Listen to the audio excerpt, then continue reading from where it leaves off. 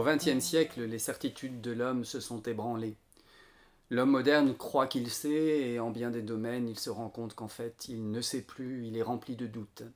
Si nous reprenons la notion d'œuvre d'art, a priori, tout le monde sait ce qu'est une œuvre d'art. Réfléchissons.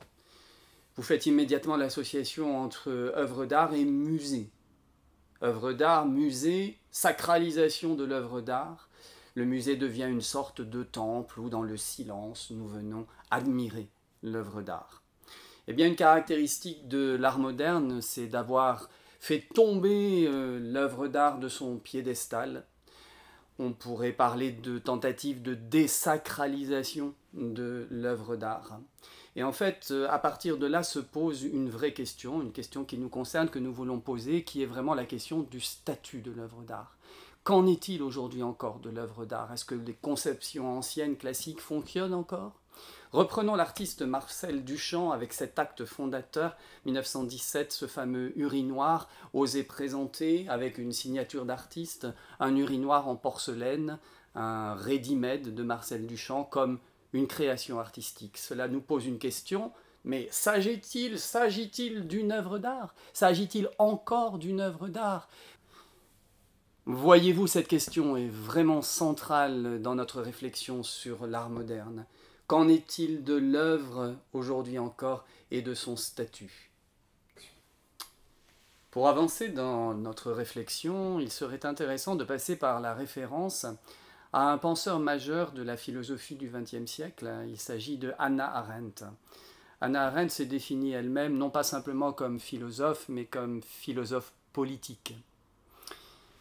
De sa théorie, je prendrai la distinction qu'elle opère entre trois domaines de l'action humaine. Le premier champ est celui qu'elle nomme le champ du travail. C'est facile à comprendre. Le travail, c'est la sphère de l'économie, c'est-à-dire la production de biens de consommation.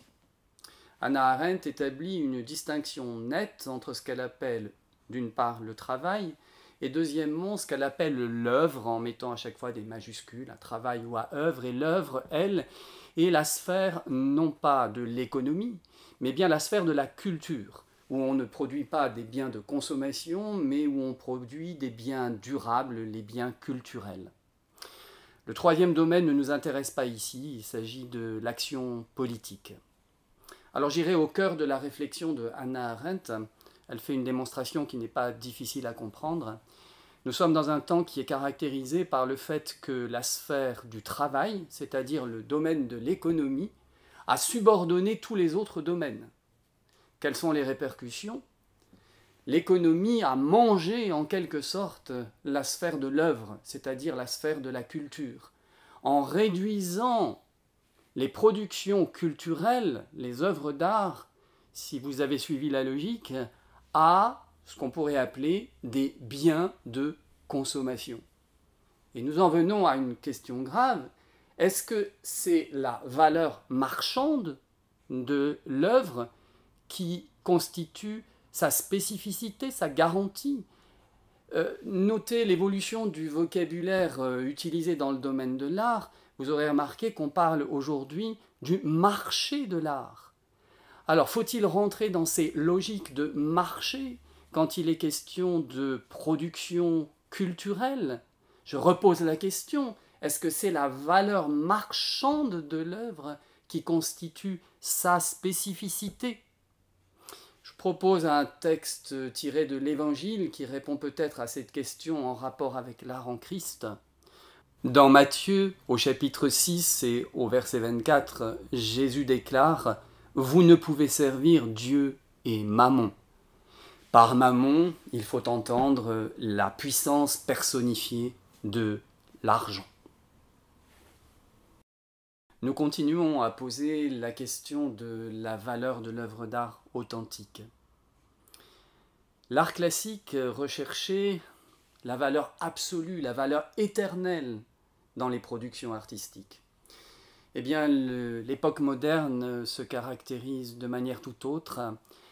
Au lieu d'aller vers l'éternel, elle va donc aller vers l'éphémère. Et je voudrais m'appuyer là sur la production d'un artiste contemporain. Il s'agit de Andy Goldsworthy, un des meilleurs représentants d'un courant de l'art moderne qu'on appelle le land art, l'art de la terre. Donc Andy Galsworthy ne travaille que à partir de matériaux très concrets, des brindilles, des feuilles, de la glace, des pierres, des matériaux qu'il trouve autour de lui in situ dans les sites qu'il occupe où il doit faire ses créations. Citons un exemple de création, un exemple précis. On le voit travailler avec la glace. Il prend à main nue des morceaux de glace qu'il articule les uns les autres pour construire des sortes d'échafaudages qui prennent ensuite la lumière. On a des sortes de stalactites qui sont impressionnants, qu'il a juxtaposés les uns aux autres. C'est une véritable création dans l'éphémère et dans le sublime, puisque l'œuvre est véritablement sublime. On pourrait dire que cet artiste-là cherche à magnifier la création à partir de matériaux très simples. Si on repose à partir de cet agir la question de l'œuvre d'art authentique, on a dit précédemment que ce n'était pas la valeur marchande qui faisait l'authenticité de l'œuvre, on voit bien aussi se bouger dans l'art moderne avec cette idée que ce n'est pas non plus la valeur éternelle de l'œuvre qui impose son authenticité, sa grandeur, puisque de grandes œuvres du XXe siècle sont fondées complètement sur la dimension de l'éphémère. L'art moderne est même allé plus loin, puisqu'on est même allé jusqu'à parler d'art sans œuvre. Que faut-il entendre par là? Il s'agit d'œuvres conceptuelles, et le mieux c'est de partir d'un exemple. Donc la Frac Lorraine, par exemple, possède un certain nombre de concepts artistiques, donc il n'y a pas d'œuvre, mais il y a ce qu'on pourrait appeler des sortes de recettes. Donc je vous propose un exemple, un artiste franco-hongrois qui est né en 1923, qui s'appelle Jonas Friedman, a proposé un concept intitulé prototype improvisé de type nuage. Donc de quoi s'agit-il? J'ai vécu l'expérience dans la petite ville dans laquelle j'habite. La médiathèque a proposé à tous les gens du territoire de créer avec des matériaux de récupération, donc des matériaux qui ne sont pas nobles, chacun son nuage.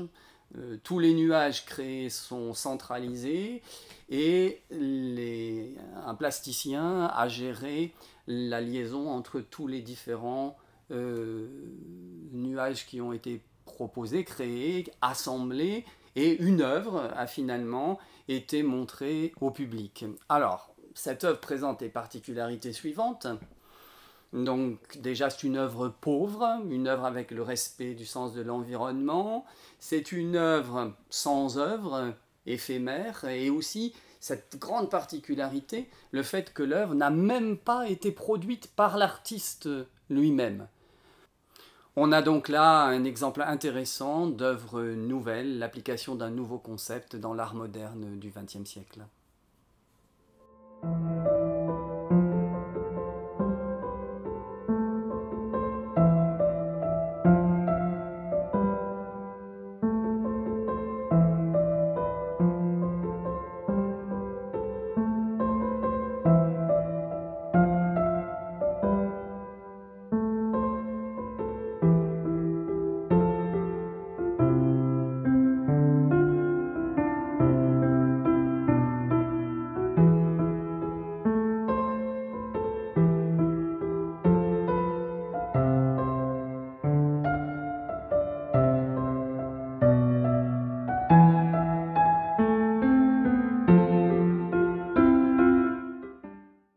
Je viens d'évoquer des œuvres d'art qui présentaient la caractéristique d'avoir été réalisées dans des matériaux non durables, comme la glace, nous l'avons vu, ou bien le papier avec cette œuvre éphémère de Jonas Friedman.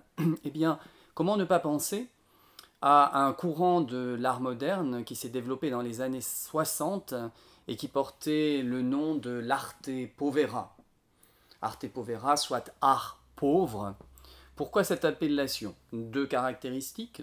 Tout d'abord, le choix de matériaux qui ne sont plus dans l'art des matériaux nobles au niveau de la fabrication de l'œuvre d'art, mais également une autre différence importante, c'est le refus de l'esthétisme. La recherche du beau, en effet, n'apparaît plus comme prioritaire dans la réalisation de l'œuvre d'art. Grand changement, difficile à entendre pour le public en général. Alors, cet art-là, cet art pauvre, c'est un art qui sort de toute tradition. De toute façon, c'est un peu la tendance de l'art moderne dans son entier. Nous sortons du champ conventionnel de l'art et on pourrait dire de manière plus globale qu'au fil du temps, au XXe siècle, l'art est vraiment devenu, et il me semble important de le comprendre, un vaste champ d'expérimentation, et je mettrai un S à expérimentation. En effet, nous sommes passés d'un temps de définition stable et sûre de l'œuvre d'art et de son statut à un temps où nous ne sommes plus sûrs de rien. Tout peut advenir en art. L'art devient vraiment, peut-être plus que jamais, le lieu où précisément tout peut advenir. Au fond, nous avons dans ce cours tourné autour de deux grandes questions. La première était celle de la spécificité de l'œuvre d'art. Et j'ai essayé de montrer qu'elle était extrêmement difficile aujourd'hui à établir. Je reprends quelques points. Est-ce que c'est la beauté qui caractérise l'œuvre d'art? Réponse, non. Nous avons vu, est-ce que c'est son caractère durable? Réponse, non. Est-ce que c'est la richesse, la beauté des matériaux qui sont utilisés? Pensons au marbre dans l'art classique. Non. Alors, est-ce que c'est la notoriété de l'artiste qui produit cette œuvre? Encore une fois, non. Deuxième question autour de laquelle nous avons tourné, c'était la question même de la valeur de l'œuvre, pas sa spécificité, mais qu'est-ce qui fait sa valeur? Nous avons tenté plusieurs réponses. Est-ce que c'est sa valeur marchande? Non. Est-ce qu'il s'agit de la notoriété du créateur de l'œuvre? Toujours pas.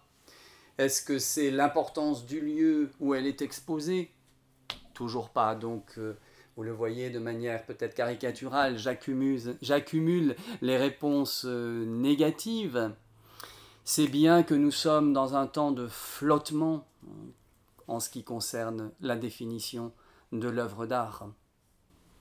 L'art moderne se trouve donc pris entre une série de tendances contradictoires qui viennent et qui se complètent ou se contredisent. Alors je rappelle quelques-unes de ces caractéristiques. La surévaluation de la valeur marchande de l'œuvre d'art. Van Gogh n'a vendu aucun tableau et aujourd'hui les tableaux de Van Gogh atteignent des sommes absolument astronomiques. Inversement, on a cette tendance à la perte de la valeur esthétique. Tant d'œuvres d'art modernes ne cherchent absolument plus le beau n'étant plus un critère absolu de définition de l'œuvre d'art moderne. On peut citer aussi la préférence de matériaux qui ne sont plus des matériaux nobles dans la création des œuvres, ou bien encore la dématérialisation de l'œuvre avec toute cette question de l'art sans œuvre, ou même le goût du bizarre.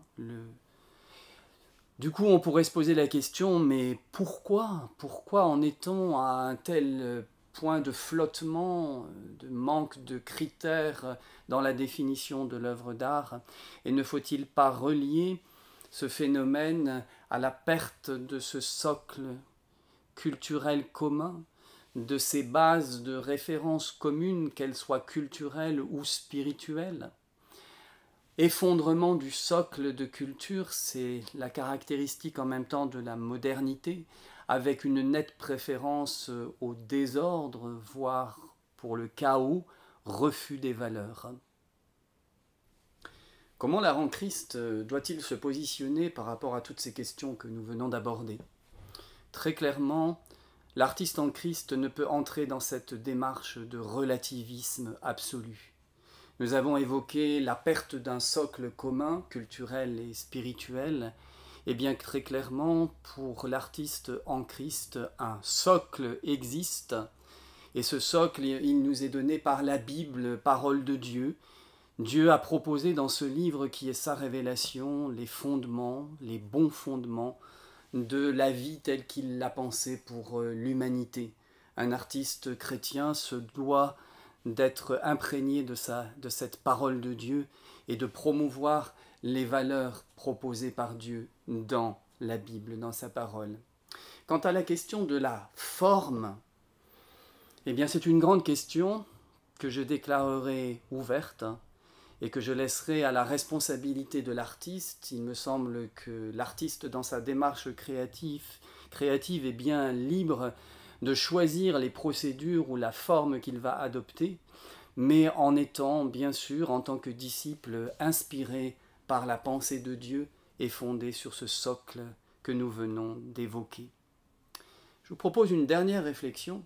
Nous avons vu avec l'arte povera surgir une notion qui est intéressante peut-être pour l'art en Christ, un art pauvre, un art qui se définit par l'humilité des matériaux utilisés.